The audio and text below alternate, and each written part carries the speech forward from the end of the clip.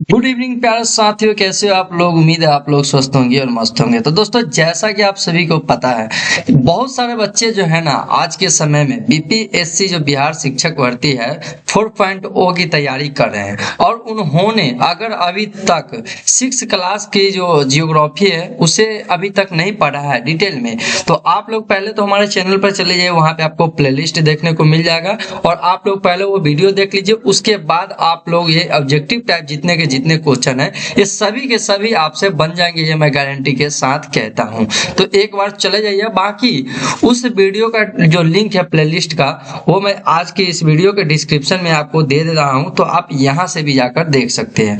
तो दोस्तों, आज की इस वीडियो के माध्यम से जितने भी लोग जो है ना बिहार शिक्षक भर्ती 4.0 के लिए तैयारी कर रहे हैं उन सभी के लिए बहुत ज्यादा इंपॉर्टेंट होने वाला है। तो आप लोग बस इस वीडियो को बने रहिएगा और आप लोग देखिएगा कि ये क्वेश्चन आपसे सॉल्व होता है कि नहीं होता है। अगर हो जाता है तो सही है, अगर आप लोग नोट्स चाहते हैं तो प्लेलिस्ट पर चले जाइए। बाकी आप लोगों से हमें बस एक छोटी सी रिक्वेस्ट है कि आप लोग हमारे चैनल पर बने रहिए, चैनल को सब्सक्राइब कीजिए, वीडियो को लाइक कीजिए, अपने दोस्तों के साथ शेयर कीजिए। तो चलिए आज की इस वीडियो को बिना देर किए शुरुआत करते हैं। और इसी के साथ जो है आज का हमारा पहला नंबर क्वेश्चन है कि सबसे पहला मैं आपको एक और बात बता दूं कि जो आज की ये क्लास है वो 6 क्लास की एनसीईआरटी ज्योग्राफी की जो पहले चैप्टर सौर मंडल में पृथ्वी जो आप देख रहे हैं इसी पे होने वाली है। ठीक है, तो आपको यहाँ से क्या देखना है। पहला नंबर क्वेश्चन है कि पृथ्वी को किसका जुड़वा ग्रह माना जाता है। पृथ्वी को किसका जुड़वा ग्रह माना जाता है।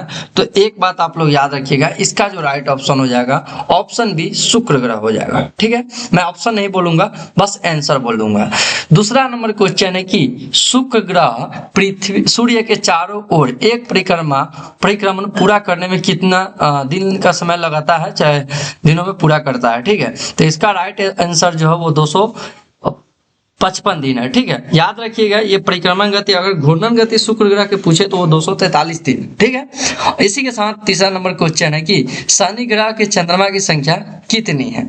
दोस्तों, ये जो है ना अगर ऑप्शन में आप लोग याद रखिएगा, अभी 2025 मार्च 2025 के अनुसार शनि ग्रह की है टोटल जो चंद्रमा की संख्या खोजी गई है वो 128 है, याद रखिएगा आप लोग। और बृहस्पति के है वो 95 अभी तक ज्ञात है। ठीक है, अभी रियल जो अभी का करेक्ट डाटा है 2025 मार्च का। ठीक है, बाकी आप लोगों को अगर ऐसी कोई परिस्थिति आ जाए जहां पे आपको वो डाटा नहीं मिले तो आप लोग याद रखिएगा शनि ग्रह के चंद्रमा की संख्या पूछ रहा है, तो जो इस सब में से सबसे ज्यादा अधिक होगा ना उसी पे आपको क्लिक कर देना है, मतलब ऑप्शन लगाना है। तो पहला में क्या है 30 से अधिक, तो इसी के हिसाब से 30 से अधिक वाला हो जाएगा। ठीक है, अब देखते हैं कि सूर्य की पृथ्वी से लगभग कितनी दूरी है।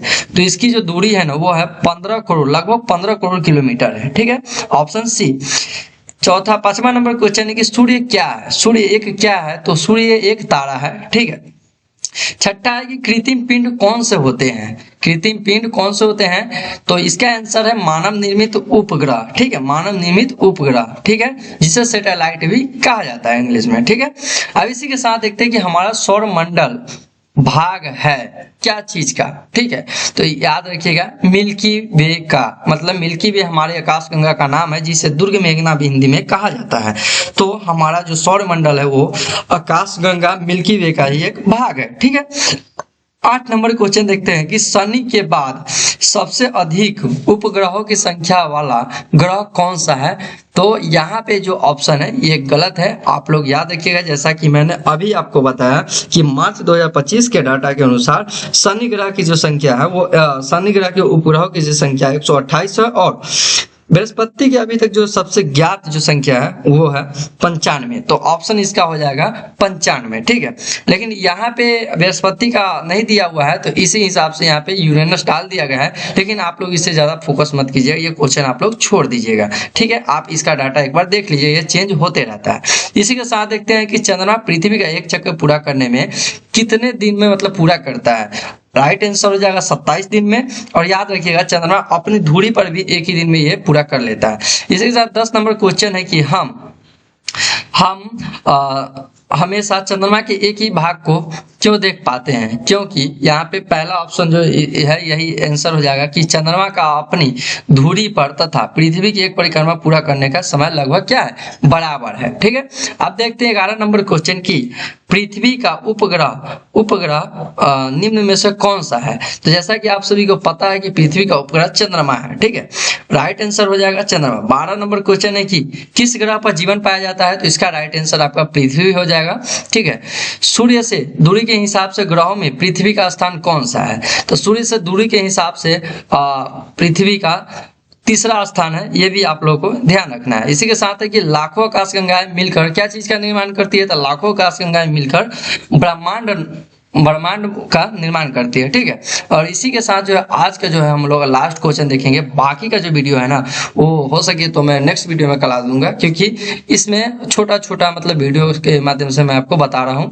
ठीक है, कि मुख्य ग्रहों के अतिरिक्त तो अनेक जो छोटे छोटे पिंड सूर्य के चारों ओर चक्कर लगाते हैं उन्हें क्या कहते हैं? तो उन्हें हम लोग क्षुद्र ग्रह कहते हैं। याद रखिए, उल्का पिंड नहीं कहते, क्षुद्र ग्रह कहते हैं। ठीक है, आप लोग डाउट हो जाता है उल्का पिंड कब कहते हैं? जब वो गिरने वाला होता है पृथ्वी पर, उस वक्त वो गिर जाता है तब उल्का पिंड कहते हैं। लेकिन आकाश में वो एक पत्थर नुमा रहता है, पत्थर की तरह रहता है, तो वो क्षुद्र ग्रह होता है। ठीक है, और बाकी अभी थोड़ा और जो कुछ क्वेश्चन है करा देता हूँ। पृथ्वी की सतह पानी से कितना ढका हुआ है? तो इसका भी राइट आंसर आप लोग याद रखिएगा 2/3, 3/4 नहीं 2/3 याद रखिएगा। ठीक है, सूर्य के तीसरा सबसे नजदीक ग्रह कौन सा है? तो इसका जो है राइट आंसर पृथ्वी ही हो जाएगा। यहाँ पे ऑप्शन गलत दिया गया है, आंसर जो है वो गलत दिया गया है, तो आप लोग इसे याद रखिएगा, पृथ्वी है। उसी के साथ देखते हैं कि सभी ग्रह सूर्य के चारों ओर किस प्रकार के पथ पर चक्कर लगाते हैं? तो इसका राइट आंसर हो जाएगा दीर्घवृत्ताकार। ठीक है, ध्रुव तारे से किस दिशा का ज्ञान होता है? मतलब ध्रुव तारे किस दिशा को की ओर निर्धारित मतलब इशारा करता है? तो यहाँ पे ऑप्शन नहीं दिया गया है, टाइप मिस्टेक है। पहले ऑप्शन में दक्षिण है, दूसरा में आंसर दे दिया हुआ है, यहाँ पे उत्तर होगा। ठीक है, तो आप लोग याद रख लीजिएगा, अब चाहे तो लिख भी लीजिए कि ध्रुव तारा जो है ना वो उत्तर दिशा को दर्शाता है। ठीक है, अब देखिए 7 तारों का समूह क्या कहलाता है? तो यहाँ पे ऑप्शन दिया हुआ है स्मॉल बियर और सप्तऋषि, और बाकी जो ऑप्शन है तो आप लोग याद रखिएगा, जो 7 तारों का जो समूह होता है ना वो 7 ऋषियों के नाम पे रखा गया, इसलिए सप्तऋषि कहते हैं, और इसी को भी स्मॉल बियर भी कहा जाता है। ठीक है, तो इसका राइट आंसर कौन हो जाएगा? तो इसका राइट आंसर डी हो जाएगा। ठीक है, अब देखिए लिखा है कि सौर मंडल में शामिल क्या है, मतलब क्या शामिल है? तो इसमें सूर्य, सौर मंडल में हमारा सूर्य भी आता है, उपग्रह भी आता है, उल्का पिंड, उपरोक्त सभी आ जाएगा। ठीक है, तो उपरोक्त सभी आप लोग याद रखेंगे। ठीक है, अब देखते हैं कि 22 नंबर क्वेश्चन की सूर्य के सबसे नजदीक ग्रह कौन सा है? तो आप लोगों को पता है कि सूर्य के मतलब दूरी के हिसाब से देखें तो बुध, शुक्र, पृथ्वी, मंगल, बृहस्पति, शनि, यूरेनस और नेपच्यून होता है। बाकी मंगल ग्रह और बृहस्पति के बीच में क्षुद्र ग्रह की पट्टी पाई जाती है। तो यहाँ पे सबसे नजदीक पूछा है तो वो बुध हो जाएगा, यानी ऑप्शन बी हो जाएगा। ठीक है, सौर मंडल के केंद्र में क्या स्थित है? सौर मंडल के केंद्र में सूर्य स्थित है, सिंपल सा बात है। ठीक है, आप देखते हैं कि पृथ्वी से चंद्रमा की लगभग दूरी कितनी है? तो 3,84,400 किलोमीटर है, जो कि ऑप्शन सी में दिया गया है। ठीक है, अब इसी के साथ देखते हैं कि लाखों तारों का समूह क्या कहलाता है? तो याद रखिएगा, लाखों तारों का समूह आकाशगंगा कहलाता है, और लाखों आकाशगंगा का समूह क्या कहलाता है? ब्रह्मांड का निर्माण करता है। अब देखते हैं कि सूर्य के प्रकाश को पृथ्वी तक पहुंचने में कितना समय लगता है?